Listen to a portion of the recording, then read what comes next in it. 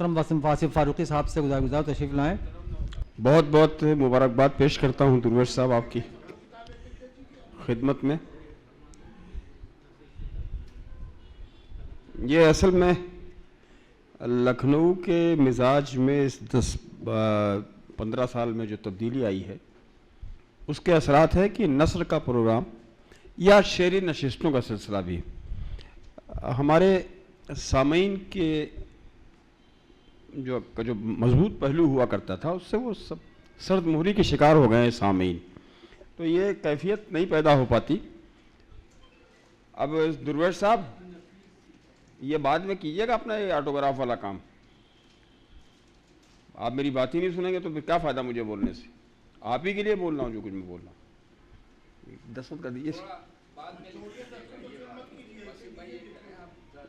میں سندیلا کے جو پیش لفظ ہے اس کتاب کا میں نے تفصیل سے پڑھا. مجھے بہت اچھا لگا. اس میں جو ایک خاص پہلو جو دیکھا میں نے سندیلے کے سلسلے میں تو سند اللہ سے سندیلا بنا ہے. یہ کمال کی بات ہے. میرا بڑا تعلق ہے سندیلے سے. میری سگی پھوپھیزاد بہن کا گھر تھا. ضیاء فاروقی اور چودھری لئیقی میرے بھانجے ہوتے ہیں. بہت تعلق رہا ہے میرا. 50 سال پہلے جب میں طالب علمی کے زمانے میں تھا تو اکثر و بیشتر میں سندیلا آ جایا کرتا تھا. اور وہاں تو شاعری کا جب سلسلہ شروع ہوا 70-71 میں شعر کہنے کا سلسلہ میں نے شروع کیا تھا. اس زمانے میں نجم ردولوی صاحب اور محضر لکھنوی صاحب جیسی بڑی شخصیتیں سندیلا میں مقیم تھیں. ان کی رہبری ادبی ان کی شفقتیں حاصل ہوئیں مجھے بھی. تو ایک واقعہ یہ ہے کہ ایک شعر میں نے کہا تھا کہ طوفان سے بچا لائی تقدیر ہمیں لیکن یہ کیا جزاک اللہ صاحب جزاک. تو فوٹو تو کھینچ لو. اچھا ہاں کتنے آپ کب تک فوٹو کھینچ لو اتار دے. غزل میں ایک شعر میں نے کہا کہ طوفان سے بچا لائی تقدیر ہمیں لیکن ڈر ہے کہیں ساحل سے ٹکرا کے نہ مر جائیں. یہ شعر 1971 کا ہے. نجم صاحب نے شعر کو کاٹ دیا. کہنے لگے یہ شعر. میں نے کہا اس میں صاحب کیا خرابی کیا ہے. کہنے لگے نہیں یہ تمہاری عمر کو سوٹ نہیں کر رہا ہے. اس طرح کے مایوسی والے شعر اگر تم نوجوانی کی اس عمر میں کہو گے تو تمہارا پورا مزاج تبدیل ہو جائے گا. تو میں نے کہا صاحب یہ تو کوئی بات نہیں ہوئی آپ کی. میں نے آپ سے اصلاح کے لیے غرض سے پیش کیا تھا شعر. اس میں شعر میں اگر کوئی عیب ہو تب تو آپ کاٹ دیجئے. تو انہوں نے ایک واقعہ مجھے بتایا. انہوں نے کہا جو تم حرکت کر رہے ہو اس سے امیر مینائی اور مستر خیر آبادی کا ایک واقعہ کوٹ کرتا ہوں. بہت ہی مزے کا ہے یہ. مستر خیر آبادی کی والدہ ہرما بڑی مضبوط شاعرہ تھی. لیکن اس زمانے میں یہ ہوتا تھا کہ اگر کوئی شاعر کسی استاد سے منسلک نہیں ہے تو اس کی شخصیت مشکوک سمجھی جاتی تھی. تو ان کی والدہ نے حکم دیا ان کو کہ جاؤ اور اس عہد کے امیر مینائی سے تم اصلاح لیا کرو. تو مستر صاحب نے ان سے رجوع کیا امیر مینائی سے اور 2 غزلیں ان کی خدمت. یہ واقعہ مجھے نجم صاحب نے ہی بتایا تھا. تو انہوں نے کہا کہ پیش کی تو اس میں کچھ شعر تھے جن کو امیر مینائی نے کہا کہ نہیں یہ شعر اپنی غزل سے نکال دیجئے. یا آپ سے متعلق نہیں ہے بات, سندیلے کے حوالے سے بات مجھے یاد آ گئی. تو انہوں نے کہا کہ کیوں نکال دوں صاحب اس میں کیا خرابی ہے. تو کہنے خرابی کوئی نہیں ہے. میں استاد ہوں. آپ مجھ سے مشورہ لینے آئے ہیں تو میں آپ کو حکم دے رہا ہوں کہ آپ اس کو نکال دیجیے. کہنے صاحب میں یہ حکم نہیں مانوں گا آپ کا. اس کی کوئی وجہ بتانی پڑے گی آپ کو.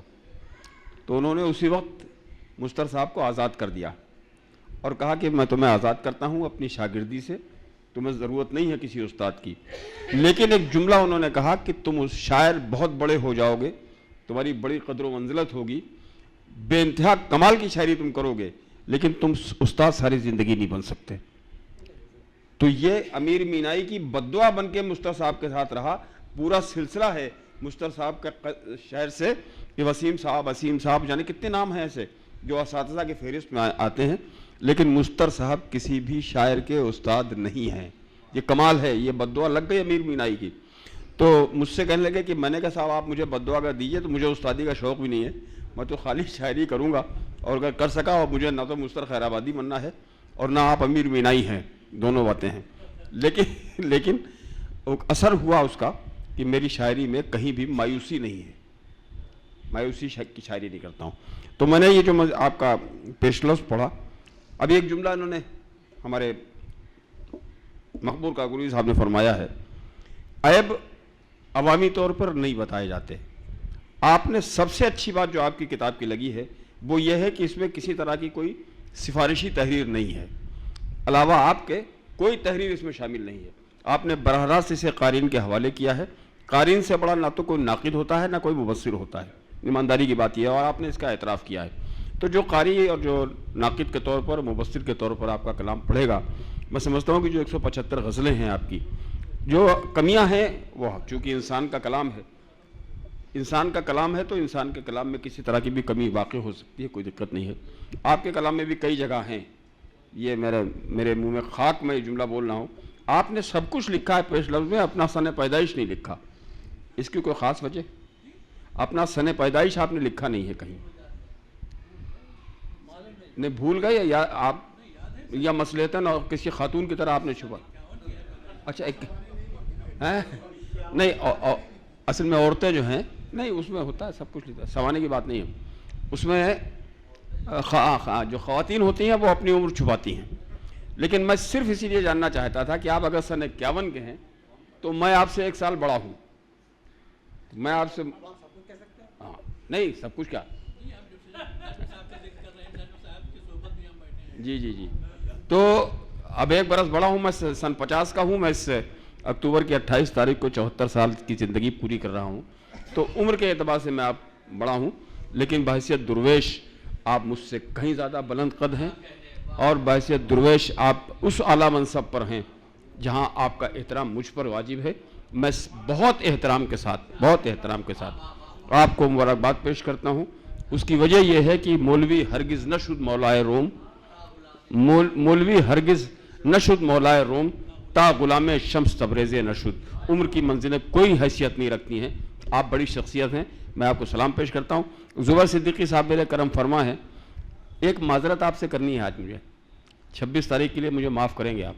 अरे बस वो मैं बता दूंगा आपको, अभी बता दूंगा। कुछ है कोई ख़ास वजह है?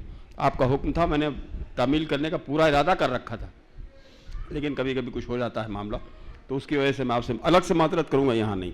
तो बहुत मुबारक हो। 175 गज़लों में अगर आपके 100 शेर भी ऐसे हैं जिनको आप आज इंसान अपने तकिए के नीचे रख के उनसे सुकून हासिल कर सकता है, तो ये किताब का हासिल है, बहुत बड़ी बात है। मैं बहुत मुबारकबाद पेश करता हूँ।